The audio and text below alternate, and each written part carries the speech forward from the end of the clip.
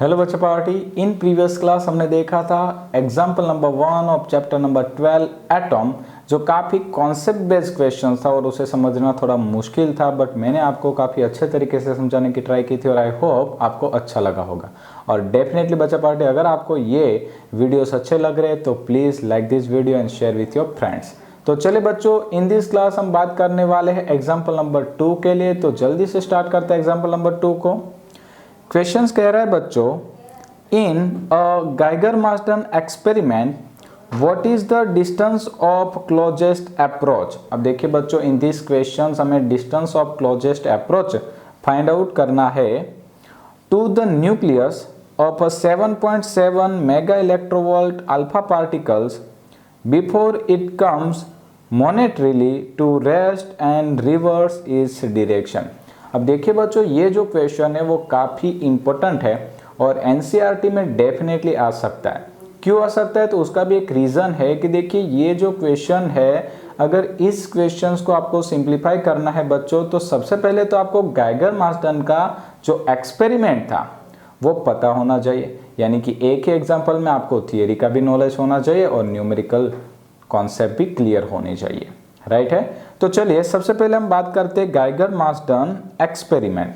अब देखिए Geiger Marsden experiment क्या था, उन्होंने एक गोल्ड लीफ ली थी और उसके ऊपर अल्फा पार्टिकल्स इंपैक्ट किए थे, यानी कि वो अल्फा पार्टिकल के स्कैटरिंग का एक्सपेरिमेंट कर रहे थे। तो यहाँ पे आपको समझ में आ गया, उन्होंने पहले ली थी गोल्ड लीफ, फिर उन्होंने अल्फा पार्टिकल का यूज किया था, राइट। अब हमें बच्चों यहाँ पे फाइंड आउट करना है डिस्टेंस ऑफ क्लोजेस्ट अप्रोच। अब देखिए वो कैसे मिलेगा, तो सिंपल है कि यहाँ पे जो अल्फा पार्टिकल्स थे उसकी एनर्जी हमें दी गई है। कितनी है? 7.7 मेगा इलेक्ट्रोवोल्ट।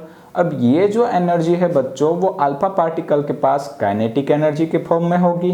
अब वो एनर्जी लेके अल्फा पार्टिकल मोशन करता हुआ कहाँ जाएगा? गोल्ड लिप के नज़दीक। अब जैसे जैसे वो गोल्ड लिप के नज़दीक जाएगा तो गोल्ड के न्यूक्लियस के पास जो पॉजिटिव चार्ज है, अल्फा पार्टिकल भी पॉजिटिव चार्जेबल है, दोनों के बीच में रिपल्शन होगा और उनकी एनर्जी जो है वो पोटेंशियल एनर्जी में कन्वर्ट होती जाएगी। एक समय ऐसा आएगा कि ये हो सके उतना नज़दीक जाके फिर क्या करेगा? रिपल हो जाएगा। तो जितना नज़दीक जा सकता है उस डिस्टेंस को कहते हैं distance of closest approach.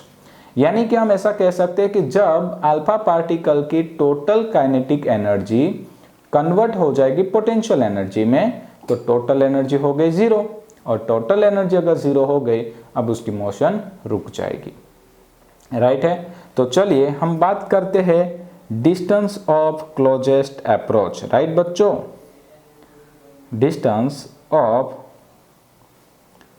Closest approach.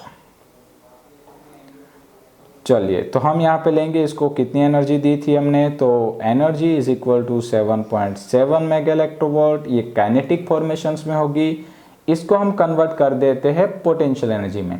अब देखिए बच्चों, पोटेंशियल एनर्जी का फॉर्मूला होता है K(Q1 Q2 upon R), right है। R को हम यहाँ पे एज्यूम करेंगे एज अ D यानी डिस्टेंस ऑफ क्लोजेस्ट अप्रोच। तो हम यहाँ पे लिख सकते हैं 7.7 mega electronvolt is equal to K(Q1), charge of the alpha particle. तो अल्फा पार्टिकल पे कितना चार्ज है बच्चों? 2e। Next Q2, charge of the nucleus of gold. अब देखिए गोल्ड के न्यूक्लियस में कितने प्रोटॉन होंगे, तो वो डिपेंड करता है उसके एटॉमिक नंबर पे, और गोल्ड का एटॉमिक नंबर है 79, आपको याद होना चाहिए। तो यहाँ पे होगा 79 इलेक्ट्रॉन डिवाइड बाय, इसको मैंने नाम दे दिया D, राइट है। चलिए D को क्या करिए बच्चों, सब्जेक्ट बना लेते हैं। तो D is equal to K 2 into 79, यहाँ पे हो जाएगा E² डिवाइड बाय 7.7 मेगा यानी 10 की 6, और इलेक्ट्रॉन को अगर जूल में हम कन्वर्ट करते बच्चों तो हमें पता है इंटू 1.6 इंटू 10⁻⁻19 करना पड़ता है। बट मैंने यहाँ पे वैल्यू नहीं रखी क्योंकि मुझे पता है कि यहाँ पे एक इलेक्ट्रॉन क्या होगा, कट जाएगा। भाई मैं फालतू में क्यों वैल्यू पुट करूँ यार, कैलकुलेशन भी तो करना है मुझे ही।